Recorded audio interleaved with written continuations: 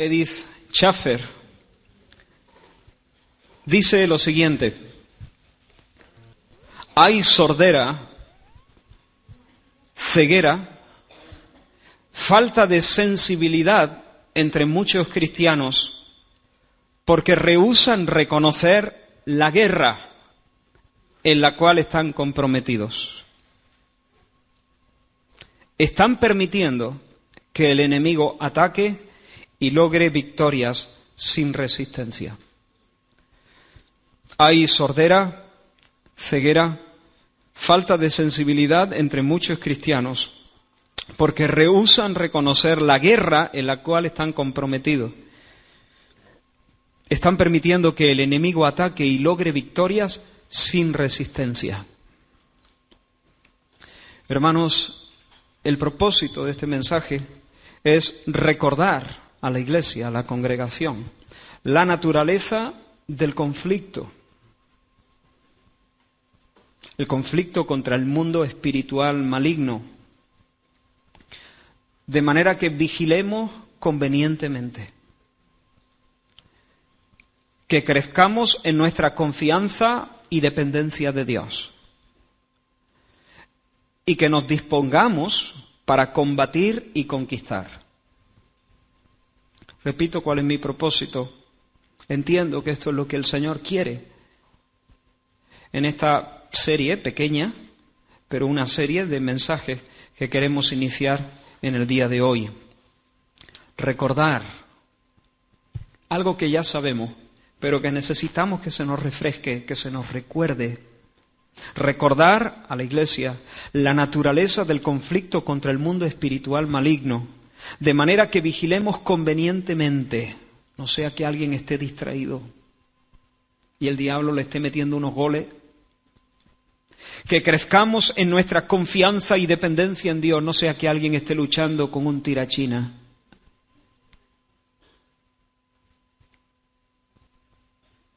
Y nos dispongamos para combatir y conquistar. No sea que alguien esté durmiendo la siesta y esté dejando de hacer lo que tiene que hacer. Vamos a abrir la Escritura en Efesios capítulo 6. Uno de los grandes pasajes, quizá el pasaje más conocido, que aborda este asunto de la guerra contra el diablo. Efesios capítulo 6, versículos del 10 al 20.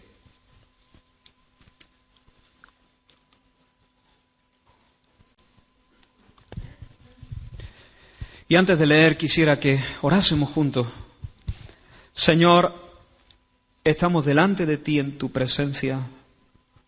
Abrimos tu palabra, pero también somos conscientes de nuestra debilidad y de la lucha contra las tinieblas. Por eso, Señor, invocamos tu nombre una vez más, pedimos tu ayuda para hablar y para oír. Muévete, derrama tu gracia en nuestros corazones. Que haya abundancia de gracia en este momento. Que tú, Señor, rodees, Dios mío, nuestras vidas y unjas, Señor, y enternezcas nuestros corazones y venzas, Señor, en el nombre de Jesús. Amén. Dice la palabra de Dios, Efesios 6, 10. Por lo demás, hermanos míos, fortaleceos en el Señor y en el poder de su fuerza. Vestíos de toda la armadura de Dios para que podáis estar firmes contra las asechanzas del diablo. Porque no tenemos lucha contra sangre y carne, sino contra principados, contra potestades, contra los gobernadores de las tinieblas de este siglo, contra huestes espirituales de maldad en las regiones celestes. Por tanto, tomad toda la armadura de Dios para que podáis resistir en el día malo y, habiendo acabado todo, estar firmes. Estad pues firmes, ceñidos vuestros lomos con la verdad y vestidos con la coraza de justicia y calzados los pies con el apresto del evangelio de la paz. Sobre todo tomad el escudo de la fe, con que podáis apagar todos los dardos de fuego del maligno, y tomad el yelmo de la salvación y la espada del Espíritu, que es la palabra de Dios, orando en todo tiempo, con toda oración y súplica en el Espíritu, y velando en ello con toda perseverancia y súplica por todos los santos y por mí, a fin de que al abrir mi boca me sea dada palabra para dar a conocer con denuedo el misterio del Evangelio, por el cual soy embajador en cadenas, que con denuedo hable de él como debo hablar. Hasta ahí la lectura. Hermanos, la vida cristiana es una vida gloriosa. Pablo ha estado hablando a los efesios desde el principio de su epístola, anunciando las grandes cosas que ha hecho Dios en Cristo en nuestro favor. ¿Y cuáles son las cosas que nos pertenecen por estar en Cristo? Cosas gloriosas.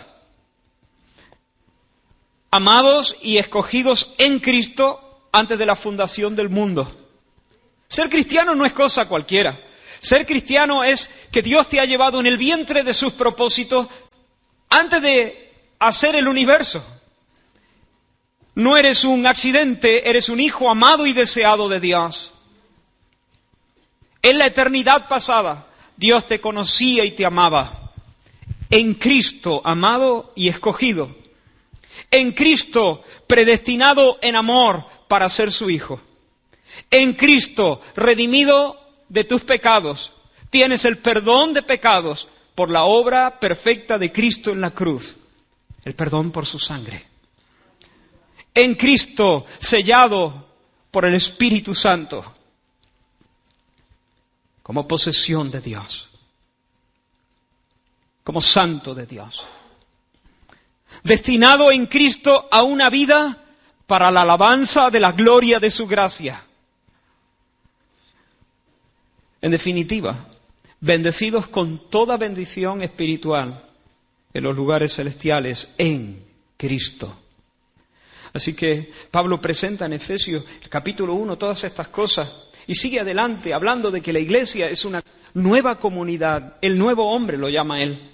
Una nueva comunidad llamada a vivir no solo llamada a vivir, sino libertada para vivir de una nueva manera, una manera que honre, que adorne la doctrina, que manifieste la belleza del Señor. Pero Pablo no puede terminar todavía la carta. Hay algo más que tiene que decir, algo que es importante. No puede concluir el asunto, porque el cuadro no está completo. La vida cristiana es gloriosa, hemos sido bendecidos. Y no se puede ser más bendecido. Dios no puede añadir nada a la bendición que te ha dado. El cristiano, sencillamente, no puede ser más bendecido. El creyente tiene paz con Dios, y no solo paz con Dios, tiene paz con sus hermanos. Ya no hay división, ya no hay muros. Todas las divisiones, todos los muros han sido derribados en Cristo. Y en Cristo somos uno, un pueblo, una comunidad, un cuerpo, un hombre nuevo. No hay mujer ni varón, ni bárbaro ni escita, ni griego ni libre, rico ni pobre. Esas distinciones han sido borradas. Tenemos paz con Dios, tenemos paz unos con otros.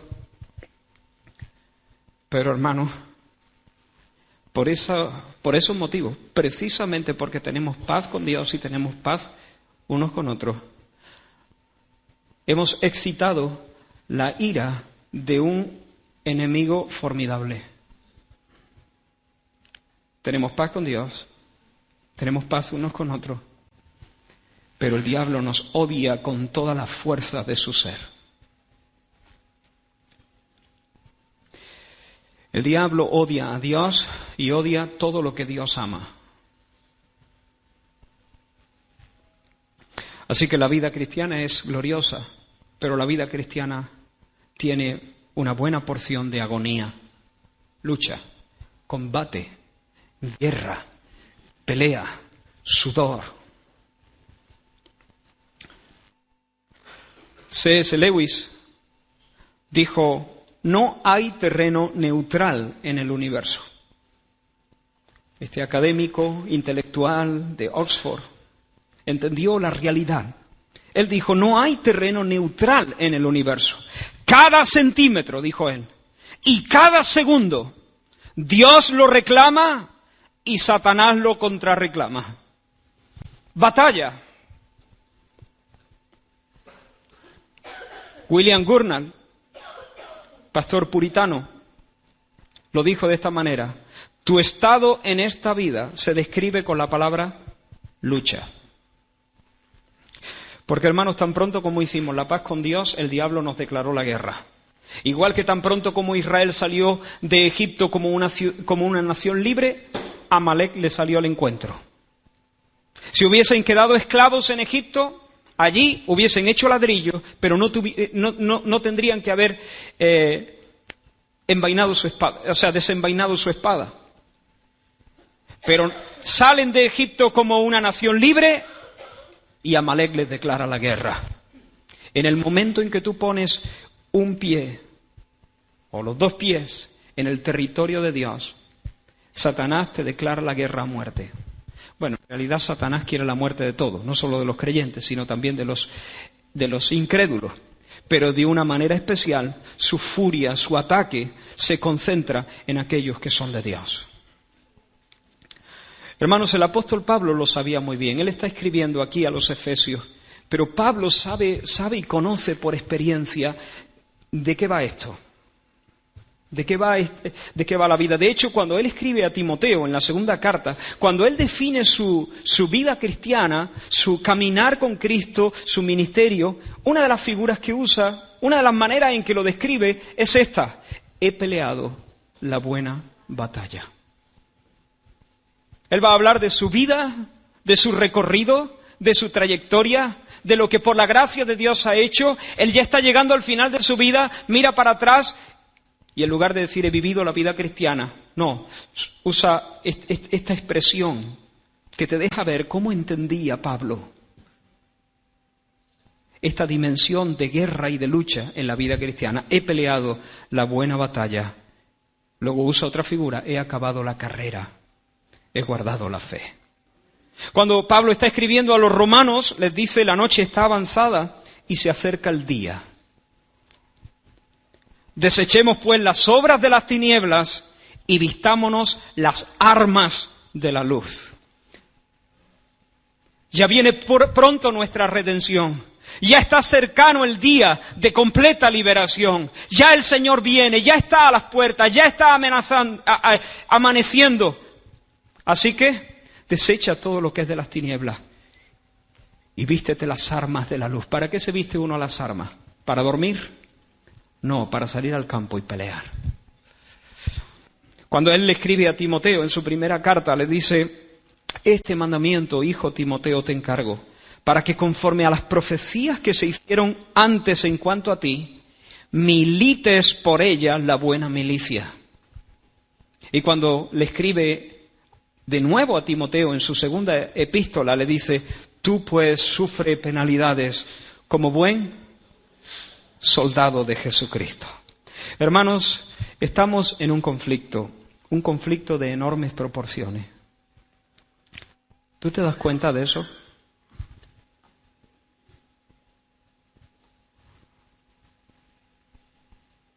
¿Te das cuenta? ¿Estoy exagerando? ¿Estás apercibido? Porque si tú no eres consciente del conflicto en el que estamos involucrados, en el que estás involucrado, vas a ser una presa fácil. A veces, hermanos, vivimos como si Dios y el diablo se hubiesen hecho amigos. A veces vivimos como si esto de la batalla fuese algo para unos cuantos que se atreven a molestar el avispero. Pero hermanos, es algo que esta porción es para todos. La vida cristiana no es un spa, es un campo de batalla, es un valle de combate, de sangre. Mañana estaremos en el cielo. Mañana estaremos con Dios en nuestro reposo eterno. Hoy no. Hoy es un día para pelear. Y hermanos, aquellos que no están dispuestos a pelear, los cobardes, los llama la Biblia, tendrán su parte en el lago que arde con fuego y azufre. El reino de los cielos sufre violencia. Los cobardes van camino al infierno y los violentos llegan al cielo por la fuerza.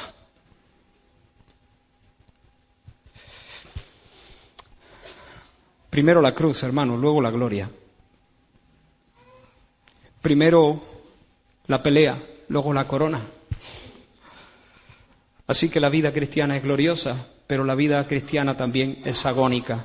Estás en medio de una batalla feroz contra las fuerzas espirituales de maldad. Ahora Pablo dice, tenemos lucha. En realidad no lo dice así, dice no tenemos lucha. No tenemos lucha contra sangre y carne. O sea que tenemos lucha, pero nuestra lucha no es contra personas de carne y hueso, por así decirlo. No estamos luchando contra cosas visibles, palpables. Nuestra lucha es con seres espirituales. Anselmo lo dijo de esta manera: cuando el enemigo se acerca en la batalla, el valiente no se enfada con el caballo, sino con el jinete. ¿Lo sigue? El enemigo viene montado en su caballo contra nosotros. Sería una tontería enfadarse con el caballo. Sigo leyendo su cita. Cuando el enemigo se acerca en la batalla, el valiente no se enfada con el caballo, sino con el jinete. Actúa para matar al jinete y así poder usar su caballo. De este modo debemos hacer con los malvados. No hemos de dirigir nuestra ira contra ellos, sino contra Satanás, el jinete que los monta y los espolea. Oremos fervorosamente como Cristo en la cruz, para que el diablo sea desmontado y estas desdichadas almas liberadas. ¿Lo sigue? No tenemos lucha contra personas. Jesús comenzó a hablar a sus discípulos y a declararles que le era necesario ir a Jerusalén y después padecer mucho de manos de los ancianos y de los principales sacerdotes. En fin, Jesús empezó a hablarles acerca de la necesidad de su muerte en la cruz. En eso, Pedro lo tomó aparte y empezó a reconvenirle. Señor, mira, tal vez no debiéramos ser prudentes de ninguna manera. Mira, creo que hay otra manera de... Y empezó a decirle, Señor, de ninguna manera esto te acontezca, morir en la cruz. No, vamos a buscar otra forma, porque apártate de mí. ¿Qué? ¿Qué hizo Jesús ahí? Hermano, Jesús se dio cuenta perfectamente de lo que estaba pasando. Jesús no le está insultando a sus discípulos. Jesús no está agrediendo a Pedro. Jesús sencillamente discierne perfectamente qué es lo que está sucediendo en ese momento. Jesús sabe que detrás de las palabras de sus bienintencionados discípulos hay un plan perverso, un ataque frontal del mismo diablo para apartarlo de la senda de la obediencia, para disuadirlo de obedecer al Padre. Jesús se da cuenta que en este momento está siendo atacado por el mismo diablo que está usando a sus discípulos, que no se está dando cuenta. Así que en lugar de derribar al caballo, Jesús derriba al jinete. En lugar de decir, mira Pedro, ¿y tú qué sabrás, hombre? Mira, te tengo que explicar, te tengo que dar un estudio bíblico O mira Pedro, tú no sabes lo que dices porque mira ya encima lo que me faltaba, tanto que tengo que soportar, el ministerio que me carga, la sombra de la cruz proyectada sobre mí, que no es fácil de llevar. Y encima, para colmo, tú, entre mis discípulos, vienes para distraerme. No. Jesús no se entretiene en eso, Jesús discierne lo que está pasando. Y en ese momento se da cuenta que el diablo, el adversario inmundo, está detrás de eso. Y lo confronta directamente. Apártate, quítate delante de mí, Satanás, porque me eres tropiezo. Y luego toma y enseña a sus discípulos acerca de la necesidad de negarse a sí mismo para seguir al Señor. Así que tenemos combate, hermanos, pero nuestro combate no es con personas. Te pregunto, ¿estás discerniendo bien la lucha? ¿A ti no te parece que a veces terminamos concentrando nuestros esfuerzos en resistir a personas? ¿No te parece que a veces nos distraemos y cuando acordamos estamos pataleando y luchando y combatiendo y protestando contra el caballo y no contra el jinete?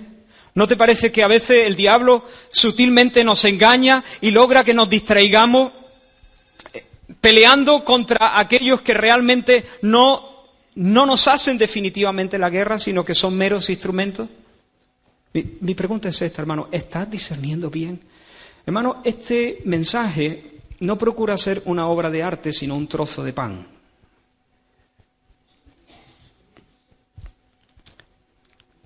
Esto no pretende ser una pieza de museo para que uno diga, qué bien trazado.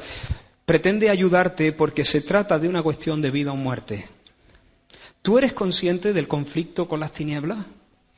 Si eres de Cristo, ¿entra al cuadrilátero o entra al cuadrilátero?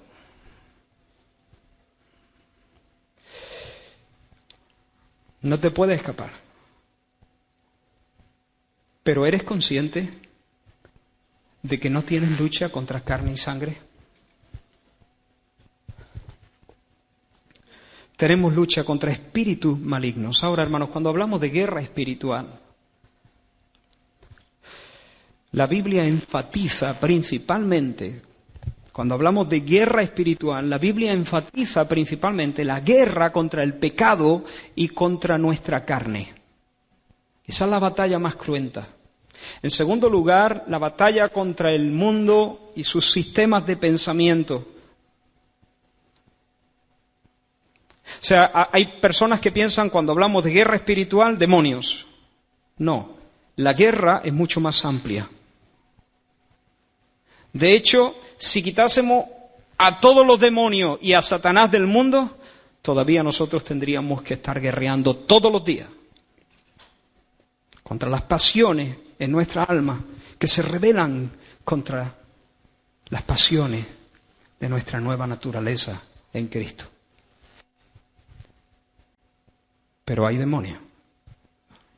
Y la guerra espiritual también incluye pelear contra espíritus malvados, perversos. La Biblia es clarísima en cuanto a eso. Y negarlo es estar loco. Los demonios son ángeles malignos, ángeles que pecaron contra Dios y continuamente, constantemente, están haciendo el mal en el mundo. Han sido alejados de la presencia de Dios y de alguna manera han sido restringidos, puestos en prisiones de alguna manera, han sido restringidos, ha sido restringida su influencia, pero eso no les priva de alguna influencia, y por cierto, mucha influencia. Su pecado parece que fue el de orgullo. En Isaías 14 se hace una descripción. Isaías está hablando del rey de Babilonia, pero llega un momento donde empieza a hablar de tal manera que es muy obvio que ha dejado de hablar de un hombre. Y la mayoría de los eruditos están de acuerdo de que él está describiendo al mismo Satanás. ¿Cómo has caído del cielo, lucero de la mañana?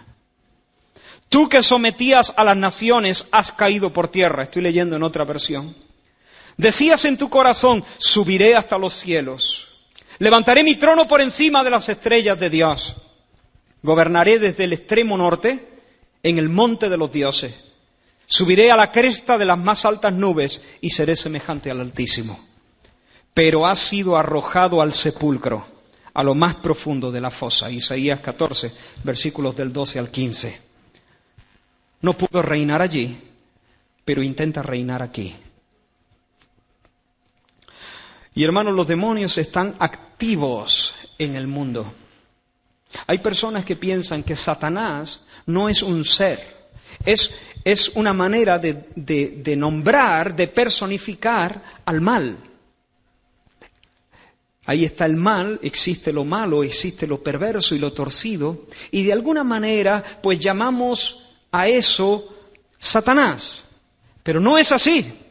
La Biblia describe a Satanás como un ser creado por Dios, un ser personal. Es tan real como tú. Ahora, quiero leer una cita bastante larga de un teólogo que creo que nos puede ayudar. Nosotros estamos de acuerdo con esto que se dice aquí. Quiero pedir paciencia porque la cita es un poquito larga, pero no perdáis la concentración. Dice Wayne Grudem: si pensamos en el hincapié general de las epístolas del Nuevo Testamento, nos damos cuenta del poco espacio que se dedica a hablar de la actividad demoníaca en la vida de los creyentes o de métodos para resistir u oponerse a tal actividad. Se hace hincapié en instar a los creyentes a no pecar, a vivir vidas de rectitud. Por ejemplo, en 1 Corintios, donde hay un problema de disensiones, Pablo no le dice a la iglesia que reprenda a un espíritu de disensión, sino simplemente los anima a que vivan con armonía y a que se mantengan unidos en un mismo pensamiento y en un mismo propósito. Cuando hay un problema de incesto, no les dice a los corintios que reprendan a un espíritu de incesto, sino que les dice que debieran estar indignados y que debieran ejercer la disciplina de la Iglesia hasta que el culpable se arrepienta. En cuanto a la predicación del Evangelio a los inconversos, la pauta del Nuevo Testamento es la misma. Aunque ocasionalmente Jesús o Pablo expulsaron a un espíritu demoníaco que estaba obstaculizando seriamente la predicación del Evangelio en un área determinada, por ejemplo el Gadareno, este no es el patrón de ministerio, o la vendedora de la adivina en Filipos, este no es el patrón de ministerio que vemos, sino que sencillamente se hace hincapié en la predicación del Evangelio. En marcado contraste con la práctica de los que hoy hacen hincapié en un nivel estratégico de guerra espiritual, en ningún caso en el Nuevo Testamento se ve que alguien emplaza a un espíritu territorial al entrar en una región a predicar el Evangelio, ni demanda información a los demonios sobre una jerarquía demoníaca local, ni dice que debiéramos creer o enseñar información derivada de los demonios, ni enseña mediante la palabra o el ejemplo que ciertas fortalezas demoníacas sobre una ciudad debieran ser derribadas antes de que se pueda proclamar el Evangelio con eficacia. Más bien, los cristianos predican el Evangelio y éste llega con poder para cambiar vidas. Por supuesto, la oposición demoníaca puede surgir, de hecho surgirá. O Dios mismo puede revelar la naturaleza de cierta oposición demoníaca. Dios, de repente, da luz acerca de alguna resistencia de naturaleza demoníaca. Dios puede hacerlo. En cuyo caso los cristianos, por ejemplo, vuelvo al caso de la mujer en Filipos, que les seguía a los apóstoles, a Pablo. Pero en un momento dado Pablo recibió discernimiento y se volvió, reprendió al espíritu, el cual dejó en aquella hora la mujer. Pero llevaba días así. ¿Qué hubiera pasado si Pablo no discierne eso? Porque ¿qué era lo que la mujer decía? Estos son siervos de Dios y vienen de parte del Altísimo. No me hubiera extrañado que esa mujer fuese la diaconisa en la iglesia. Y estaba llena de demonios. Pero yo me imagino que Pablo, el primer día dice, siento una inquietud por aquí, cuando esa mujer dice eso, Está diciendo la verdad. Somos siervos de Dios, venimos de parte del Altísimo. Pero no sé. Pero claro, Pablo, como todos nosotros, supongo que tenía temor de encarar. No estoy seguro. Segundo día, lo mismo, una inquietud creciente, pero no está seguro, no se atreve a hacer nada. Tercer día, yo no sé cuánto tiempo estuvo así, hasta que un momento dado lo vio clarísimo. Dios le da discernimiento, se da la vuelta, reprende al demonio y aquella mujer queda libre. Dios puede hacer eso, revelar. Me he salido de la cita, regreso a la cita de Wayne Grudem. Por supuesto, la oposición demoníaca puede surgir, o Dios mismo puede revelar la naturaleza de cierta oposición demoníaca, en cuyo caso los cristianos debieran orar y luchar en su contra. Por tanto, aunque el Nuevo Testamento reconoce claramente la influencia de la actividad demoníaca en el mundo, e incluso, como veremos, sobre la vida de los creyentes, su enfoque primario en cuanto a la evangelización y el crecimiento cristiano está en las decisiones y acciones tomadas por las personas mismas. Del mismo modo, este debiera ser el enfoque primario de nuestros esfuerzos hoy, cuando nos esforzamos por crecer en santidad y fe, y vencer los deseos y acciones pecaminosos que permanecen en nuestra vida y vencer las tentaciones que vienen en contra nuestra de parte de un mundo incrédulo.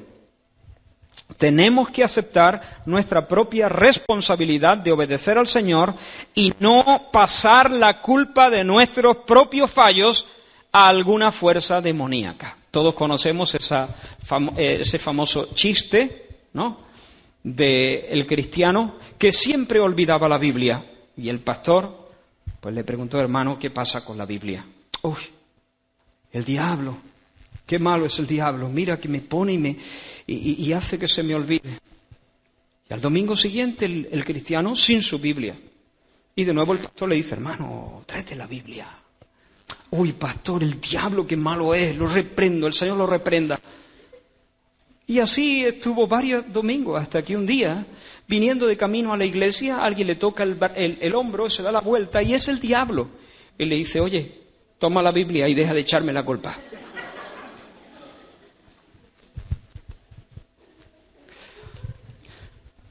Sí, hay personas que tienen el vicio de cualquier cosa, no asumen la responsabilidad. La cuestión es echar la culpa a alguien. Y el diablo, como es tan malo y tan torcido, pues es fácil, ¿no?, echarle la culpa. Nadie va a decir que el diablo te inspiró a que te la llevara. Pero no es el enfoque del Nuevo Testamento. El enfoque del Nuevo Testamento es en nuestra responsabilidad de crecer en santidad, crecer en fe, resistir las tentaciones, resistir al mundo y hacer la obra de Dios.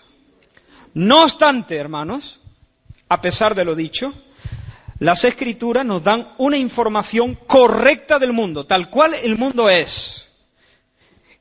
Y si vamos a tomar en serio la descripción del mundo que da las Escrituras, tenemos que concluir que estamos en medio de un mundo espiritual invisible. Y la lucha es sin cuartel.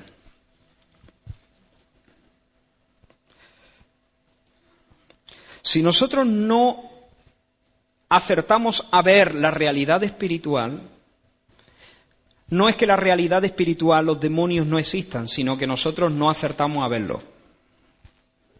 Tenemos la vista mal, el discernimiento está mal, pero la realidad es esa y la Biblia la describe de manera clara.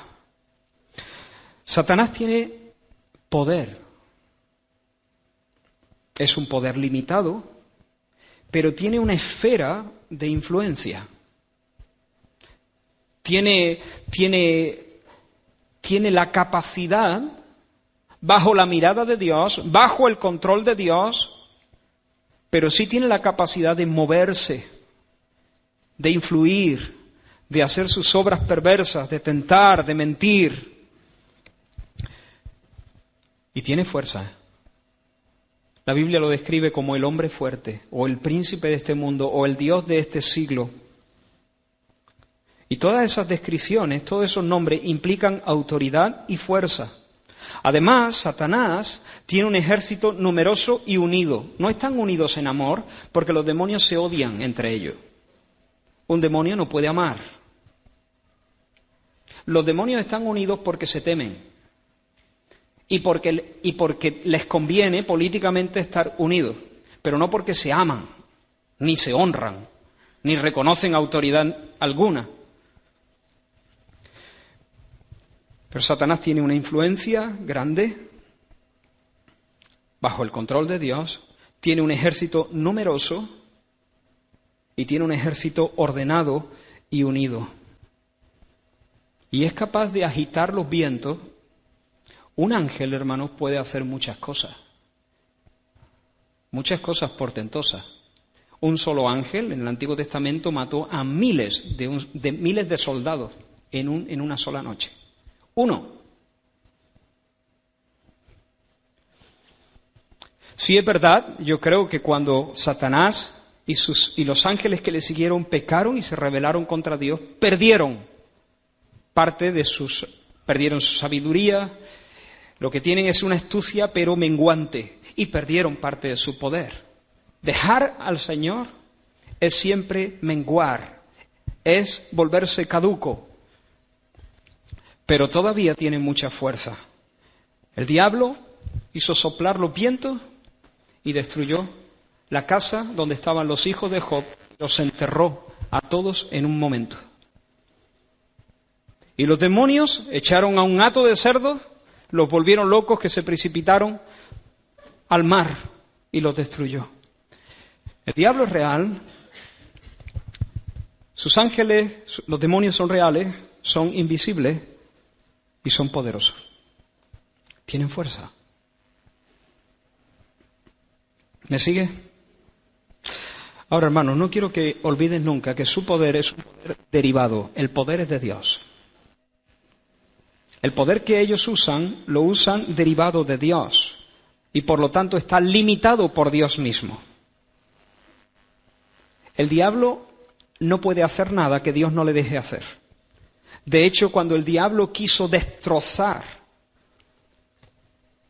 a los discípulos, tuvo que pedirle permiso a Dios. Y Dios se lo dio, pero solamente para que los zarandeara. Satanás, Pedro, os ha pedido para zarandearos. Cuando Satanás quiso dañar a Job para entristecer el corazón de Dios que se regocijaba sobre ese santo, tuvo que solicitar el permiso de Dios. Así que aunque tiene mucha fuerza el diablo, aunque un solo demonio podría hacer estragos en medio de tu vida y en medio de la iglesia de Dios, su poder está limitado, restringido por Dios mismo y controlado por Dios mismo. Y no puede hacer nada sin que Dios le dé permiso antes. Ahora, hermanos, la actividad del diablo, como pasa el tiempo, la actividad del diablo es perversa. Segunda de Corintios, primera, no recuerdo ahora mismo, habla de no ignoramos sus maquinaciones. Maquinaciones significa pensamientos de mal. Recordamos que la Biblia nos dice que el Señor tiene pensamientos de bien para nosotros, para darnos un futuro y una esperanza. Pues bien, hermanos, el diablo tiene pensamientos de mal para ti, para destruir tu futuro, para arruinar y caducar toda esperanza. Maquinaciones son propósitos destructivos, planes malvados, robar, matar, destruir. Y el texto que hemos leído en Efesios nos habla de las artimañas. Y esta palabra, artimaña, hace referencia a los métodos que él usa. Maquinaciones, sus planes, su pensamiento de mal, de destrucción. Pero las artimañas, el método que usa, la maña que emplea, los ardides. Un autor puritano dice, no estás tratando con un necio, sino con un ser lo bastante astuto como para disipar tu consuelo y malograr tu gozo si no vigilas. Tu paz es aquel bocado delicado que él anhela. Es más fácil alejar a las moscas de la comida en verano que repeler a Satanás de tu conciencia. Él ha robado a los cristianos muchos festines sabrosos, enviándolos vacíos a la cama Así que vigila siempre, porque te ronda también a ti.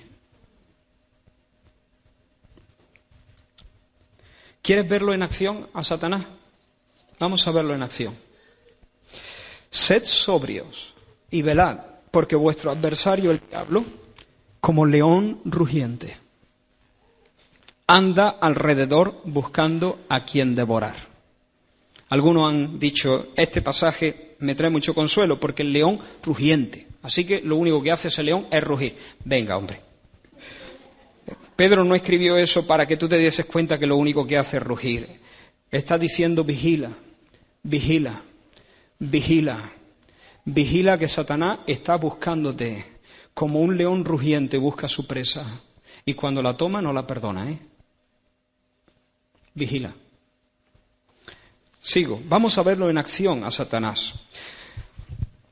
Pablo, hablando a Timoteo, dice que con mansedumbre corrija, hablando del obispo, del siervo de Dios, que con mansedumbre corrija a los que se oponen, por si quizá Dios les conceda que se arrepientan para conocer la verdad y escapen del lazo del diablo en que están cautivos a voluntad de él. Así que el diablo es el que ha apresado a los incrédulos y oscurece su entendimiento para que no conozcan a Cristo, para que no escapen.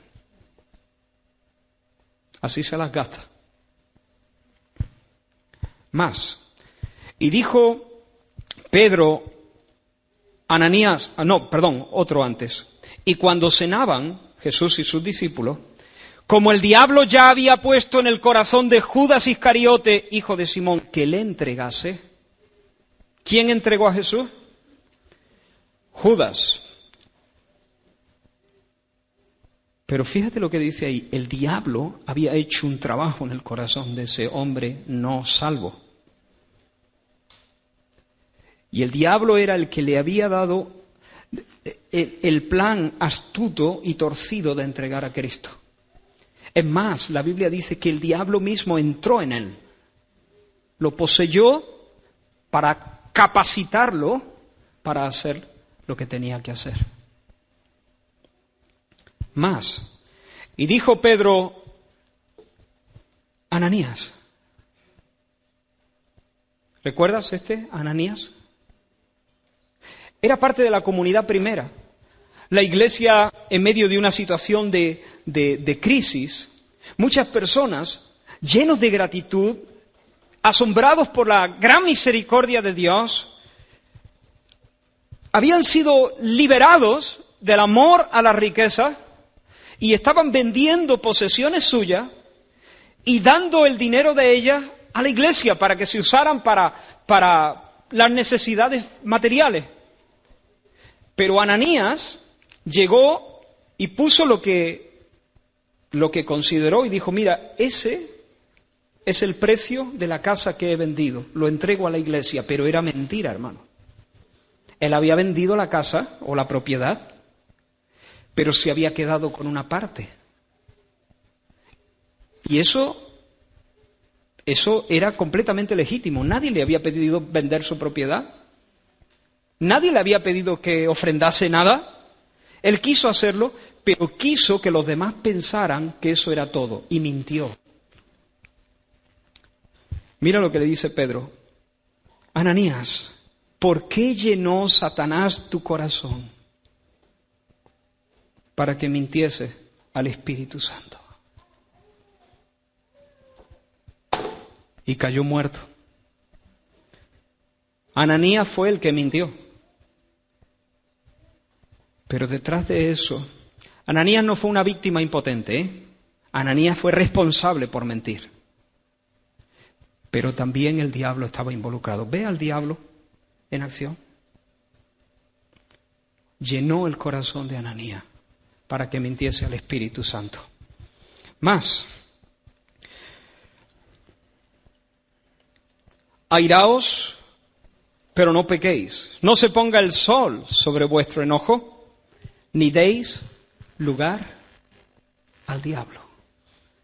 Ese lugar no quiere decir que no le deis 1 centímetro o 1 metro cuadrado o medio metro cuadrado. La palabra se puede traducir mejor por oportunidad. No le deis una oportunidad al diablo. No dejes ninguna brecha en el muro. No te acuestes enfadado. Arregla las cosas ya. Si hay algún problema, soluciónalo hoy, para que no se quede una puerta entreabierta. Porque esa puerta entreabierta será una oportunidad al diablo para venir y hacerte daño. Así que soluciona el conflicto, está diciendo la Escritura, y no le des oportunidades a tu enemigo. Así que mira cómo es. Aprovecha cualquier momento para venir, entrar y dañar. Más, me mostró al sumo sacerdote Josué, ahora vamos al Antiguo Testamento, el cual estaba delante del ángel de Jehová, y Satanás estaba a su mano derecha para acusarle.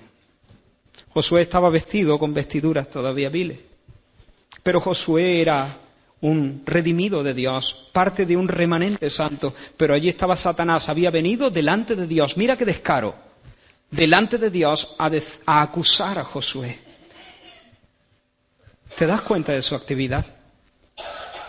Él es el acusador de los hermanos. ¿Tú vas a venir delante de Dios? Ahora te vas a poner a orar. Ahora, después de haber hecho lo que has hecho. De hecho, si te das cuenta, ni siquiera tu oración es sincera. Ahora que te van mal las cosas, ¿no? Ahora viene. ¿Y tú crees que Dios te puede recibir así? Dios, que ve en lo íntimo, se da cuenta que ahora cuando vienes llorando es cuando te pone a clamar al Señor. Eso es una hipocresía absoluta. Además tú que dijiste en aquel momento que cualquiera que cayese en ese pecado y empieza así, y te lía y te enreda y te humilla y te avergüenza y te machaca y te arrincona.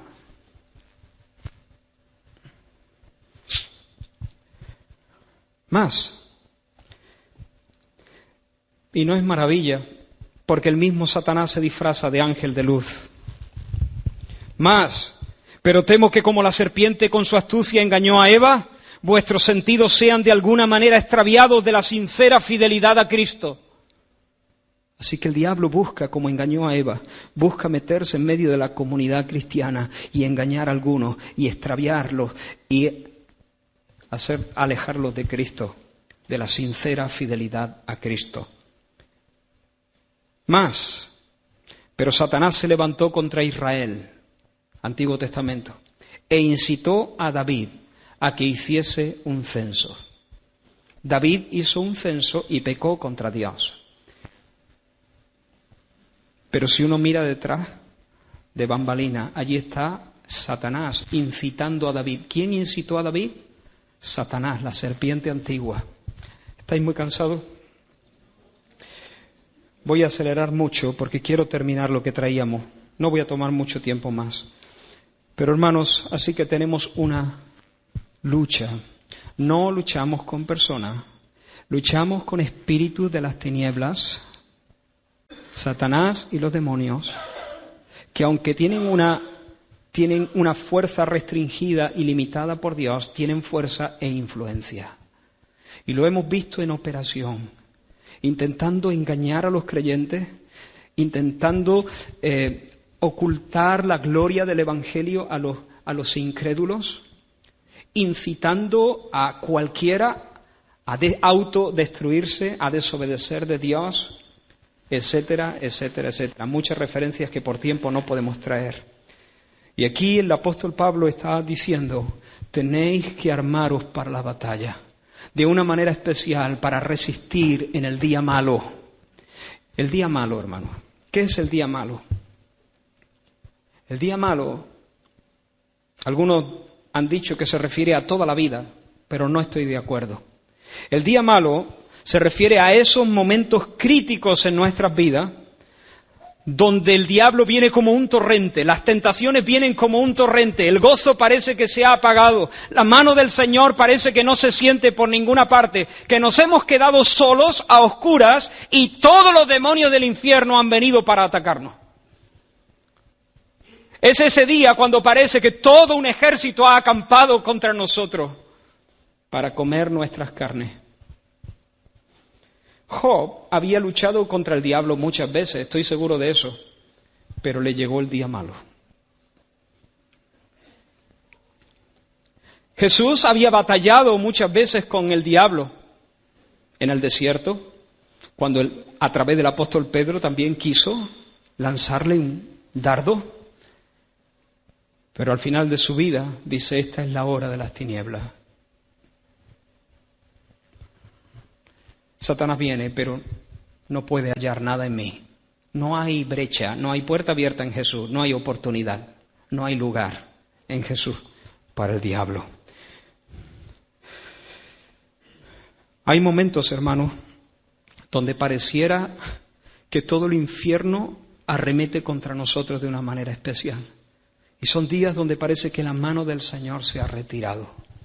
Pero en medio de ese tiempo, dice Pablo, tomad toda la armadura de Dios, porque en ese día todavía tienes que vencer.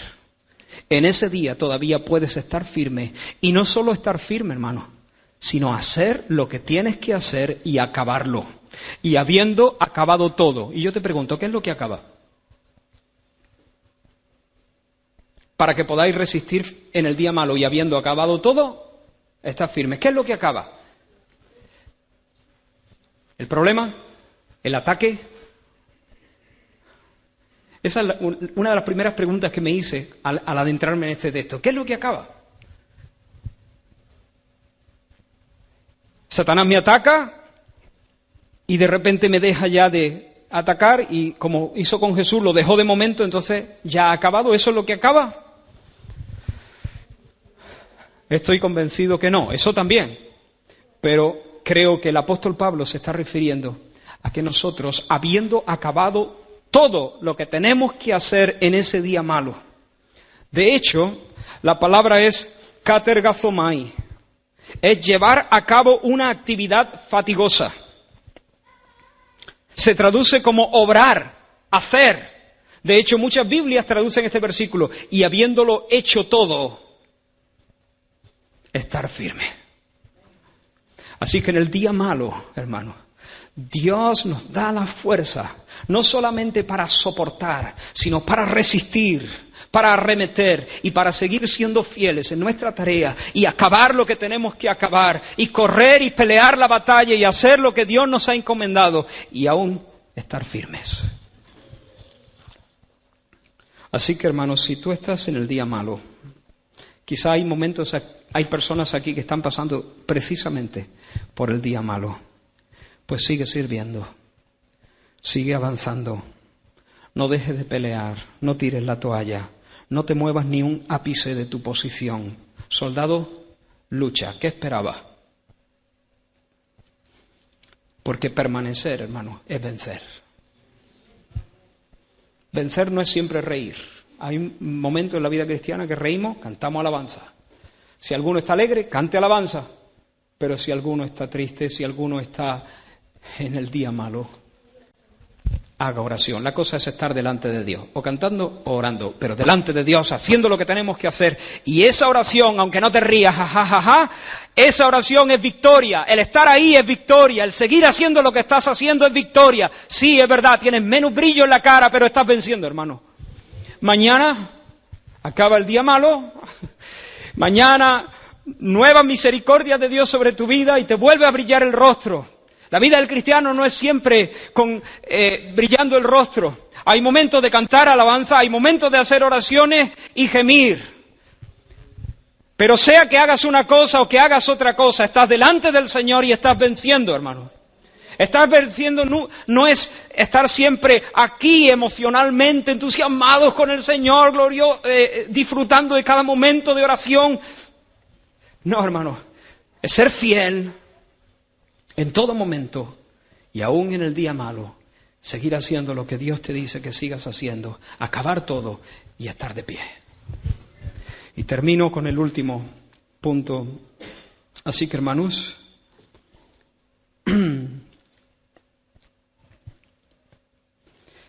necesitamos vestirnos de toda la armadura de Dios. Eso lo vamos a ver en semanas siguientes. Esto es algo que nosotros tenemos que hacer. Pero necesitamos fortalecernos en el Señor. Hemos dicho que el diablo tiene mucho poder. Se nos describe los demonios como gobernadores de las tinieblas de este siglo. Gobernadores de este siglo, cosmocratos o cosmocrator, gobernadores de este siglo. Pero hermanos, el Señor no es gobernador de este siglo, es gobernador de todo. Pantocrator, ese es el Señor. Y hay una diferencia entre los gobernadores de este siglo y el que gobierna los siglos de los siglos y los gobierna a ellos también. Él es el Señor de señores y Rey de reyes. Y aquí nos dice la Escritura que tenemos que fortalecernos en el Señor, en dunamis. Ahora, esta palabra, y quiero que pongáis atención, hoy voy a tomar un poquito más de tiempo de lo normal, pero creo que merece la pena. Esta palabra, este verbo está en voz pasiva. ¿Qué significa eso? Cuando un verbo está en voz activa, el sujeto es el que realiza la acción. Cuando un verbo está en voz media, significa que el sujeto realiza la acción y la recibe. Por ejemplo, vestíos. ¿Quién realiza la acción? Yo. ¿Quién la recibe? Yo también. Otro ejemplo. Yo me peino. ¿Quién peina? Yo. ¿Quién es peinado? Yo. Pero este verbo no está en voz activa ni en voz media. Este verbo está en voz pasiva. Y eso significa que el sujeto recibe la acción del verbo. Fortaleceos en el Señor. Es algo que Dios hace en mí. Yo soy el que recibo fuerza. Dios mete fuerza en mí. Separados de mí, nada podéis hacer. Esta lucha, hermanos, no tiene sentido sin el Señor. No somos rival para el diablo. El diablo es mucho más poderoso que nosotros, mucho más sabio, y nos vencería sin ni siquiera tocarnos. Separados de mí no podéis hacer absolutamente nada. Seríamos como una flor cortada, como un pámpano separado de la vid. Sin embargo, hermanos, cuando la Biblia nos dice fortaleceos en el Señor, el énfasis está en que yo, estando en Él, permaneciendo en el Señor, estando en Cristo, allí y solo allí recibo fuerza, recibo la capacidad, recibo la potencia que viene de Dios. Durante la alabanza, Abraham nos recordaba el texto que estuvimos viendo el miércoles en el estudio bíblico. Allí están los discípulos encerrados por miedo a los judíos. Jesús se presenta resucitado y se pone en medio de ellos. A pesar de que las puertas están cerradas, Jesús el Cristo está allí. Y les dice, Shalom, paz a vosotros. Y luego los envía precisamente a dar testimonio en la cara de aquellos a quienes temen. Están allí con la puerta cerrada porque tienen miedo a los de afuera, y ahora Jesús les dice, yo os envío afuera. ¿Y cómo lo van a hacer? Esos pequeños discípulos que hace un rato estaban corriendo y ahora han atrancado con tanta seguridad la puerta. ¿Cómo lo van a hacer? Si tienen miedo y ahora tienen que ir al mundo, a los judíos y más allá, para dar testimonio. Porque el Cristo que les ha dicho paz, ahora los envía, pero no los envía sin más. Recibid el Espíritu Santo. El soplo del Omnipotente. Eso es lo que capacita y llena de fuerza a una persona para vivir como debe vivir. Deuteronomio, leo algunos textos y terminamos. Cuando salgas a la guerra con tus enemigos, Si vieres caballos y carros y un pueblo más grande que tú, no tengas temor de ellos, porque Jehová tu Dios está contigo, el cual te sacó de la tierra de Egipto. Y cuando os acerquéis para combatir, se pondrá en pie el sacerdote y hablará al pueblo y les dirá, ya sabéis quién es nuestro sumo sacerdote, ¿no? Oye Israel, vosotros os juntáis hoy en batalla contra vuestros enemigos, no desmaye vuestro corazón. No temáis, ni os azoréis, ni tampoco os desalentéis delante de ellos, porque Jehová vuestro Dios va con vosotros, para pelear con vosotros contra vuestros enemigos y para salvaros. Recibe esta palabra de parte de nuestro general, de parte de nuestro sumo sacerdote. Tenemos lucha. Es una lucha violenta. Es una lucha contra espíritus fuertes que nos vencerían de un soplo. Pero el Señor nos dice que debemos resistir, que debemos combatir, que debemos seguir, acabarlo todo y seguir firme y que podemos triunfar. Y ahora quiero en esta última parte que mires al Señor. No te asustes, el Señor va con vosotros. Él ha soplado de su Espíritu Santo. Él está con nosotros. Porque yo Jehová soy tu Dios, Isaías 41, quien te sostiene de tu mano derecha y te dice, no temas, yo te ayudo. No temas, gusano de Jacob, oh vosotros los pocos de Israel. Menuda clase de autoestima. El Señor no es un conferenciante de estos de, ¿cómo se llama? Motivacional. ¡Qué basura! No temas, gusano de Jacob. Acepto eso. Oh, vosotros los pocos de Israel. Lo acepto también. Yo soy tu socorro. Dice Jehová, el Santo de Israel es tu Redentor. He aquí yo te he puesto por trillo nuevo, lleno de dientes. Trillarás montes y los molerás. No veas con el gusano. Trillarás montes y los molerás. Los aventarás y los llevará el viento y los esparcirá el torbellino. Pero tú te regocijarás en Jehová y te gloriarás en el Santo de Israel. Yo acepto, soy gusano, pero Él es mi escudo. Así que moleré montes y se los llevará el viento, porque Él está con nosotros. Esta es la palabra de Jehová a Zorobabel. No con ejército, ni con fuerza, sino con mi espíritu, ha dicho Jehová de los ejércitos. Eso es lo que llevo grabado dentro de mi anillo, Damaris y yo, con mi espíritu. Salmo 44, por medio de ti sacudiremos a nuestros enemigos, en tu nombre hollaremos a nuestros adversarios, porque no confiaré en mi arco, ni mi espada me salvará. Pues tú nos has guardado de nuestros enemigos y has avergonzado a los que nos aborrecían. En Dios nos gloriaremos todo el tiempo y para siempre alabaremos tu nombre. ¿Recuerdas? Porque no me salvará mi arco, no confiaré en mi arco, ni mi espada me salvará. ¿Recuerdas a David? Tú vienes contra mí, le dijo a Goliat, con espada, pero yo vengo contra ti en el nombre de Jehová de los ejércitos. Salmo 69, ¿quién me llevará a la ciudad fortificada? ¿Quién me llevará hasta Edom? ¿No serás tú, oh Dios, que nos habías desechado y no salías, oh Dios, con nuestros ejércitos? Mira esta frase, danos socorro contra el enemigo, porque vana es la ayuda de los hombres. En Dios haremos proezas y Él hollará a nuestros enemigos. Y la última frase, no un versículo, una frase también de William Gurnall. Cuando Dios lo permita, Satanás podrá robarle al cristiano mucho gozo y paz, pero siempre estará bajo órdenes. Y si Dios le dice quieto, tiene que quedarse como un perro bajo la mesa mientras los cristianos se sacian del consuelo de Dios.